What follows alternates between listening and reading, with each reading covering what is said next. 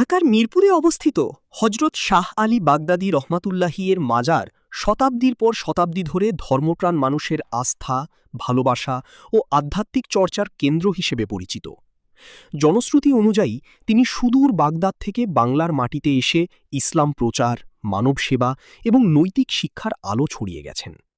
প্রতিদিন অসংখ্য মানুষ এই মাজারে জিয়ারত করতে আসেন, কিন্তু দুঃখজনক হলেও সত্য, স্থানীয়দের অভিযোগ মাজার সংলগ্ন একটি নির্দিষ্ট এলাকায় দীর্ঘদিন ধরে মাদক বেচাকেনা, মাদক সেবন এবং বিভিন্ন অসামাজিক কর্মকাণ্ড সংঘটিত হচ্ছে।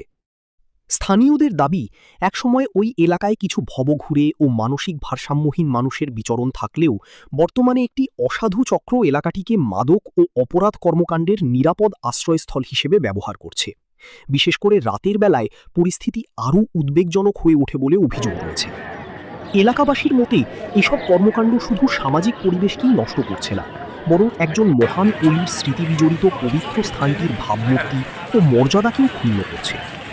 তারা সংশ্লিষ্ট প্রশাসন, আইনশৃঙ্খলা বাহিনী এবং ওয়াকফ কর্তৃপক্ষের কাছে নিয়মিত নজরদারি ও প্রয়োজনীয় ব্যবস্থা গ্রহণের দাবি জানিয়েছে, যাতে শাহ আলী বাগদাদী রহমাতুল্লাহি এর মাজারের পবিত্রতা ও ঐতিহ্য অক্ষুণ্ণ থাকে। ক্যামেরায় ছিলাম আমি, আব্দুল্লাহ আল রাফি। প্রতিবেদন